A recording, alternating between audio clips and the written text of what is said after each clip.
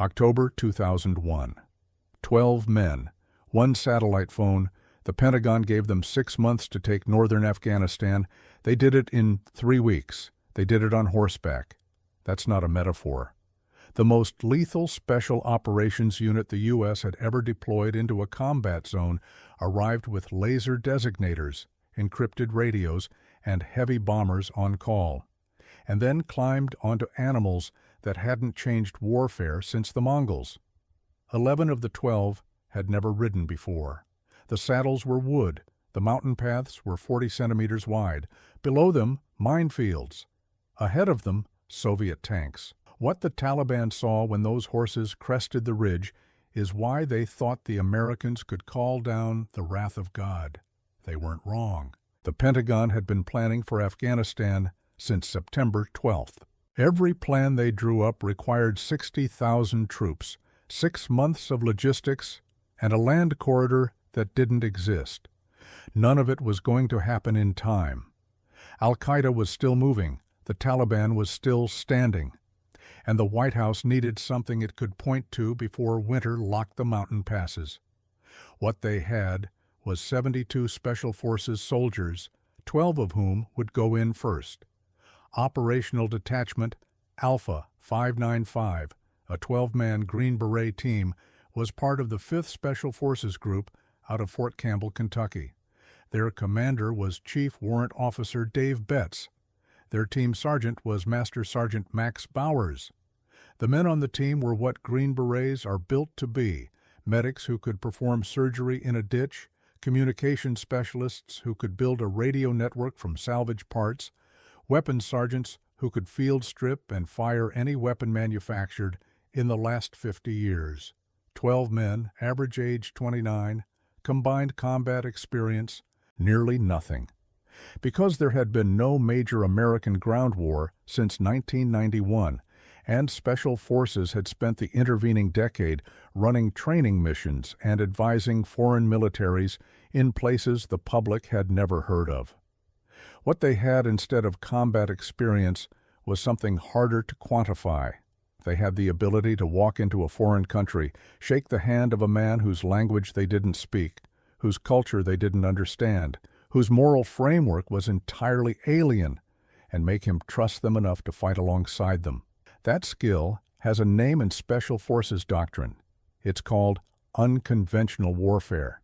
It is, in theory, the reason Green Berets exist.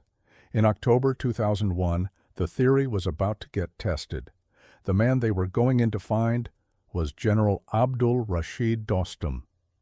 Dostum had been fighting in Afghanistan since 1979. He was Uzbek in a Pashtun-dominated country, which meant he had spent his entire adult life navigating a war where alliances shifted faster than the seasons. He had fought against the Soviets. Then he had fought for the Soviets when they offered him money and weapons and a salary for his militia. Then he had fought against the Afghan government, then for it.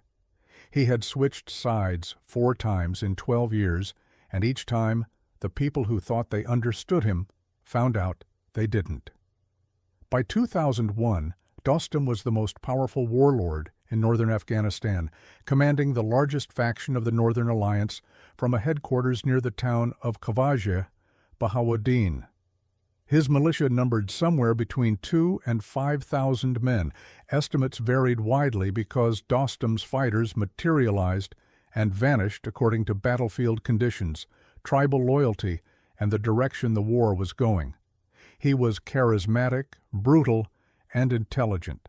He drank vodka and rode horses and had personally ordered executions that human rights organizations had been documenting for years. He was also the only viable military force within 500 miles of Mazar-i-Sharif. Mazar-i-Sharif was the objective, the largest city in northern Afghanistan, a logistics hub sitting at the junction of roads connecting Uzbekistan to Kabul, surrounded by Taliban forces that had held it since 1998. Taking Mazar meant opening a supply corridor from the north. It meant cutting off Taliban reinforcements. It meant, in the language of the intelligence briefings, breaking the Taliban's hold on the north and collapsing their defensive posture before winter.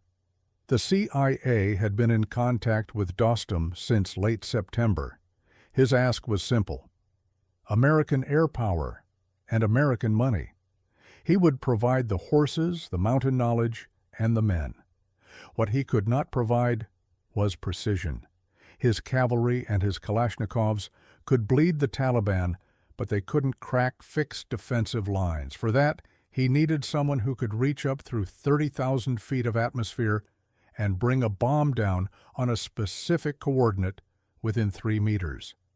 He needed 12 Americans who had never sat on a horse in their lives. Green Berets are not Rangers. They are not Navy SEALs. The distinction matters because the public tends to collapse all special operations forces into a single category: men who kick indoors and shoot people faster than regular soldiers. That is one thing special forces can do. It is not what they are for. The original doctrine, written in the early 1950s, described special forces as a force designed to work behind enemy lines with indigenous populations, not to replace those populations, not to lead them, to advise them, equip them, and, most critically, to understand them well enough that the relationship becomes a force multiplier. One Green Beret working with 100 motivated local fighters is more effective than 100 Green Berets working alone. If the Green Beret can establish trust, diagnose the local unit's weaknesses, and translate American capabilities into terms the local commander can use. Every man on this team carried that doctrine in his bones. They had trained for years in language, in culture, in the political architecture of tribal societies. Several spoke Dari at a functional level. One spoke enough Uzbek to hold a basic conversation. They had studied Afghan history, Soviet tactics in the Hindu Kush, the clan structures that governed loyalty in the north. They knew that Dostum's men were not a professional military. They were farmers and herdsmen who fought when Dostum called them and went home when the season demanded it. Motivating them, directing them, and keeping them in the field was as much a psychological task as a military one. The technology they carried was the other half of the equation. The laser target designator they brought was a device roughly the size of a hardcover book. It emits a beam invisible to the naked eye. When that beam touches a target, a precision-guided bomb reads the reflection and steers itself toward it. The operator doesn't need to be near the target. He needs line of sight and a clear sky. From a ridgeline 2 kilometers from a Taliban tank, a Green Beret with that device and a radio can direct a bomber flying at 35,000 feet to put 2,000 pounds of explosive within 3 meters of that tank. The Taliban had tanks. Dostum had horses. That gap between a Soviet-era main battle tank and a wooden-saddled mountain horse is the central fact of this story. The Americans didn't close it with their own firepower. They closed it by becoming a bridge between the 14th century and the 21st, riding with the cavalry while talking to the stratosphere. The challenge was learning to ride first. The insertion happened on the night of October 19, 2001. 2 heavy-lift helicopters from the 160th Special Operations Aviation Regiment flew low through the Hindu Kush in darkness, navigating terrain that had no reliable maps and an anti-aircraft threat that had not been fully assessed. The pilots were flying on instruments and nerve. When they landed, they were 8 kilometers from where they were supposed to be. The coordinates Dostum's people had provided were off. The valley was wrong. The landing zone turned out to be soft ground, not hard, and the second helicopter nearly didn't pull out. The men stepped off into the dark with rucksacks that weighed between 90 and 120 pounds. They had food for 14 days, medical supplies, communications equipment, laser designators, and ammunition. They had no extraction plan. The quick reaction force that would normally wait on standby for a team in trouble did not exist in Afghanistan in October 2001. There was nowhere to base it, no assets to spare. If this team made contact with a superior Taliban force in those first weeks, The response from command would have been, "We're sorry." The rescue would have come eventually, but eventually, in mountain warfare, is another word for too late. They waited in the dark for 4 hours. Dostum's men arrived before dawn, not the general himself. He sent a deputy with horses and a translator. The translator spoke Dari and broken English. The horses were small, maybe 14 hands, short-legged and thick-necked, the kind of animal bred for altitude and rocky ground. They had saddles made from wood and leather, hand-stitched without padding. There were no stirrups on 2 of the horses. There was no gentle introduction. The horses were led up, the gear was redistributed, and the men were told to mount. Of the 12 men on the team, 1 had grown up on a ranch in Montana and had been riding since he was 4 years old. The other 11 had ridden horses approximately never. The first hour established the baseline of suffering that would define the next 3 weeks. The wooden saddles made contact with the inner thigh in a way that no amount of repositioning could improve. The gait of an Afghan mountain horse, short, choppy, designed for efficiency over comfort, translated into a continuous jarring motion at the hip and lower spine. After 2 hours, the men were gripping the saddles with their knees just to stay seated. After 4 hours, the skin under their uniforms had begun to break down. After 8 hours, several of them were bleeding through their pants. Nobody got off. There was nowhere to stop. The mountain paths averaged 40 centimeters wide. On one side, rock face. On the other, drops of 200, 300, 500 meters. The horses moved through it without apparent concern, picking their way along ledges in the dark with a casualness that the Americans found more terrifying than reassuring. 3 times in those first nights, a horse stumbled. Once, a horse carrying equipment went off a trail edge and had to be hauled back by rope. The animal screaming in the dark, the men around it working in silence, because noise was death. They rode 15 hours the first night. Then they slept for 3 hours in a ravine. Then they rode again. The terrain of northern Afghanistan in October is not the desert landscape most Americans associate with the country. The north is high.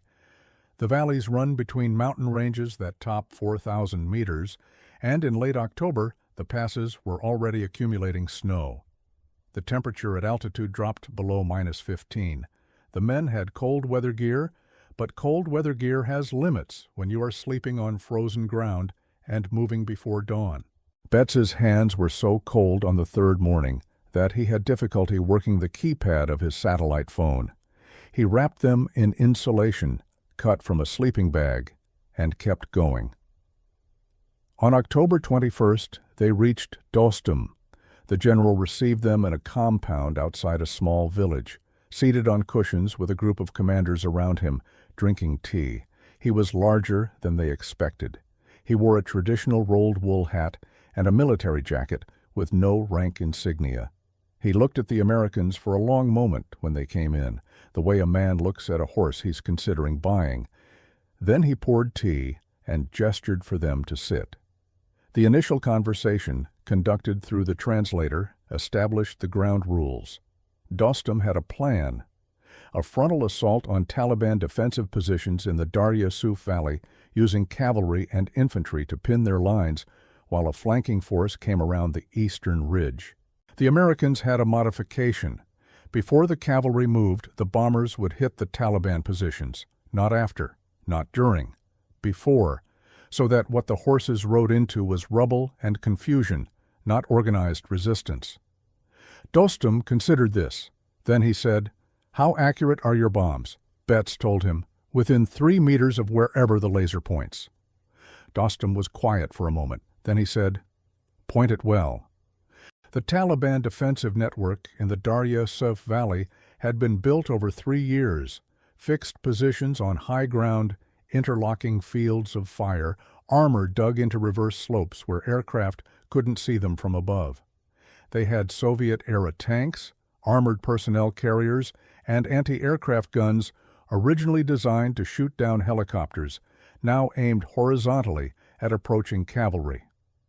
The men in those positions were not conscripts. Many were veterans of the Civil War, fighters who had been in combat for a decade.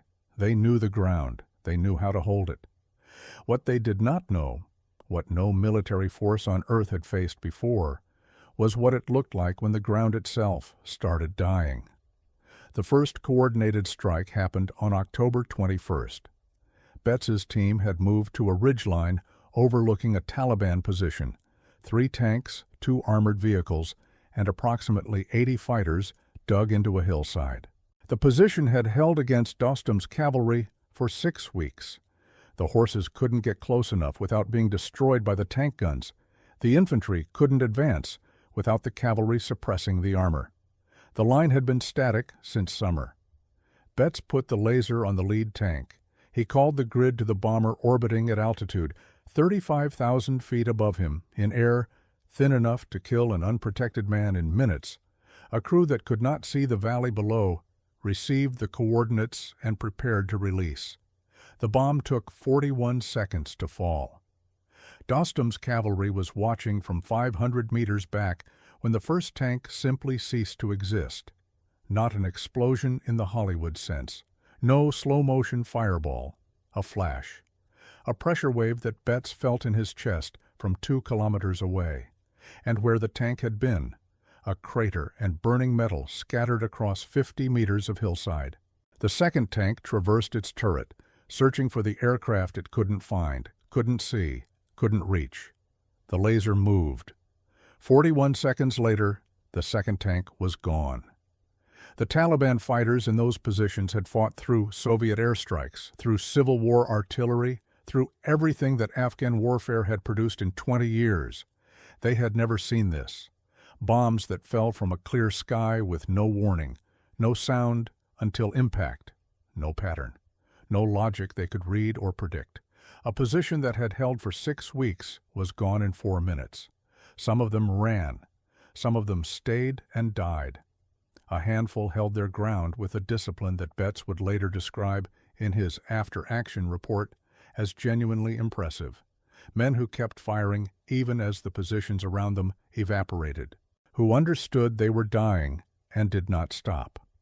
The cavalry moved forward. This is where the story that Hollywood told and the story that actually happened split apart.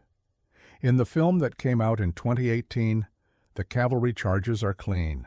The horses run in formation. The Americans ride with confidence. There is a momentum to it, controlled, dramatic, leading somewhere specific. The reality was chaos held together by training and desperation. The horses were terrified. Artillery impacts at close range, even impacts from friendly bombs hitting enemy positions, produce concussive waves that animals cannot process as anything other than mortal threat. Several horses bolted during the first strike, one threw its rider on rocky ground. The Americans were not skilled enough riders to control frightened horses at speed, and the Afghans were riding in a mass that had no particular formation, no spacing, no regard for what happened to the men on either side of them. It was not a cavalry charge in any military sense. It was 1,000 armed men on panicking animals, riding toward positions where the surviving Taliban were regrouping. The Americans stayed in the middle of it and kept working their radios. This is the part that gets lost. While the horses were running, while the ground was shaking, while men were falling, and the dust was so thick you couldn't see 20 meters, the Green Berets were calling in coordinates. Holding a laser designator steady against a moving target while sitting on a terrified horse while the horse is moving while someone is shooting at you requires a kind of focused mechanical detachment that is very hard to explain to anyone who hasn't trained for it. You narrow your world to a single point, the laser dot, the radio, the voice of the aircraft above you confirming the target. Everything else, the noise, the movement, the fear, becomes information you register but do not process. Staff Sergeant Bob Pennington would later describe it this way: underscore, underscore, quote, underscore zero, underscore, underscore. The Taliban lines broke on October 25th, not all at once, not cleanly. A front that had been static for months began to develop gaps. Pressure points where the combination of precision strikes and cavalry pressure had degraded the defenders past the point of coherent resistance. Dostum's commanders recognized the gaps before the Americans did. They had been studying this ground for years and fed fighters through them before the Taliban could seal them. By nightfall on the 25th, the valley floor belonged to the Northern Alliance. The men of the team had been on horseback, in combat, or in transit for 6 days. They had slept in total perhaps 18 hours. Several were running fevers. 2 had injuries from falls that in a normal environment would have required medical evaluation. 1, a suspected cracked rib. 1, a badly sprained ankle that had swollen to the point where the boot had to be cut. The medic on the team, a sergeant named Mark Mitchell, had been treating wounds and maintaining the team's health while simultaneously participating in every aspect of the mission. He had not slept more than 2 hours consecutively since the insertion. Nobody was going home. Mazar-i-Sharif was still 60 kilometers north. The push toward Mazar accelerated through early November. The pattern established in the Darya Suf Valley repeated itself at each defensive line. Laser designation, precision strikes, cavalry advance, Taliban collapse. The Taliban commanders understood by the second week that their fixed defensive positions were liabilities, not assets. A position that had taken months to build could be destroyed in 40 seconds. They began to disperse, to move at night, to avoid concentrations of men and vehicles that could be targeted from above. This created a new problem. The Americans were now operating in a fluid battlefield where the enemy was mobile and concealed, and the targeting process that had worked against fixed positions was harder to apply. You can designate a tank you can see.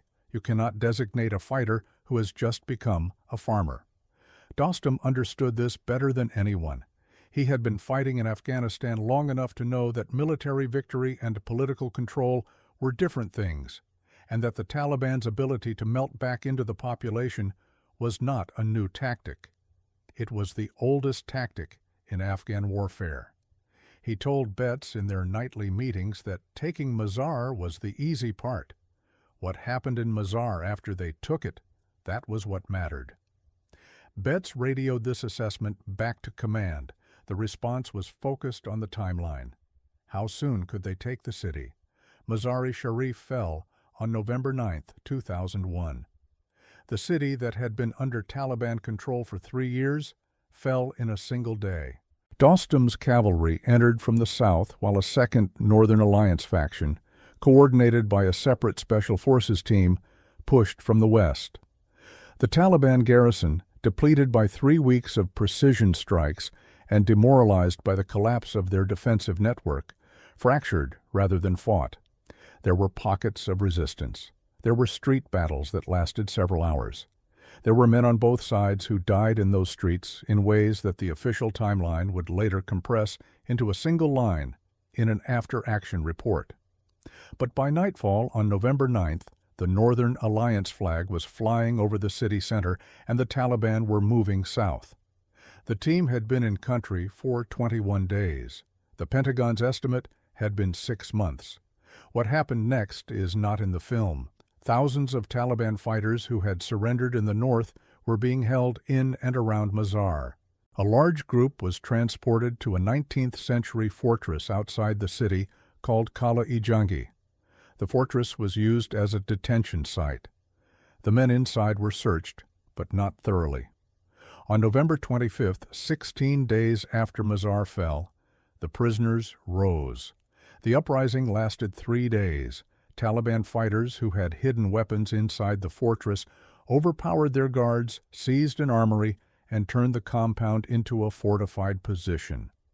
A CIA officer named Mike Spann was killed in the first hours, the first American combat death of the war in Afghanistan. He was 32 years old. He had been interrogating prisoners when the uprising began. His partner escaped. Spann did not. The Special Forces teams that had just finished taking northern Afghanistan were now directing airstrikes on a fortress 400 meters across, trying to suppress an uprising by prisoners who had nothing to lose, while simultaneously managing the politics of a city that had just changed hands and a population that wasn't sure who was in charge. Northern Alliance forces flooded the fortress with cold water from an irrigation canal. They fired rockets into the basement where the last survivors had retreated. The final Taliban fighter surrendered on November 28th. 512 prisoners had entered Qala-i-Jangi. 86 came out alive.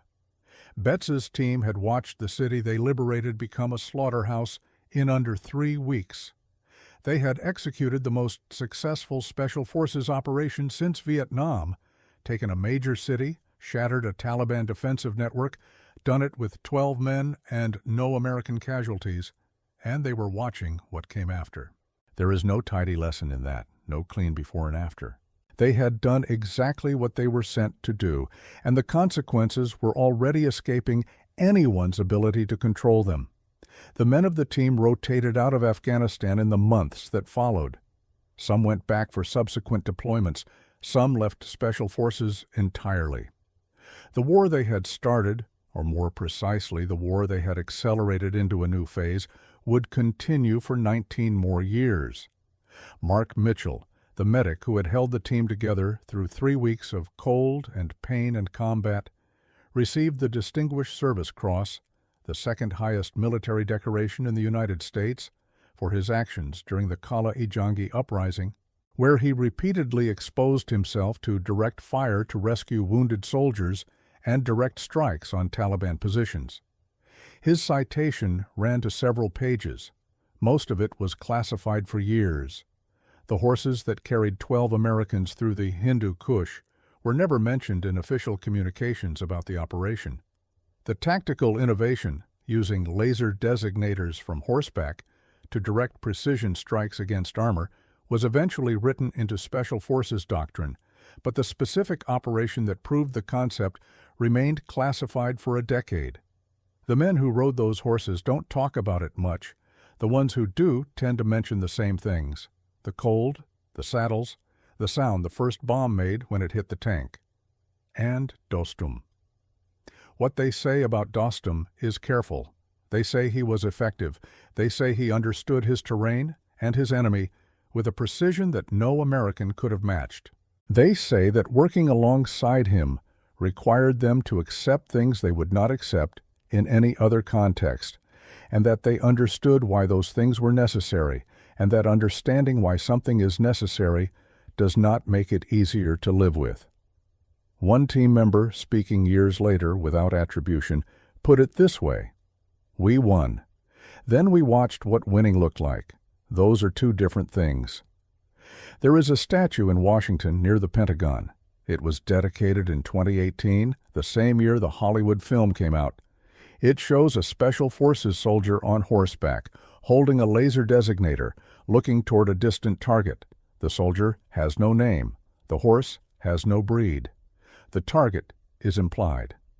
What the statue doesn't show is the wooden saddle, the 40-centimeter path above the cliff edge, the 3 hours of sleep in a frozen ravine, the fortress filling with water, the CIA officer face down in the dirt of a prison yard. Statues don't show those things. The men who were there remember them anyway. That's the weight that doesn't come off.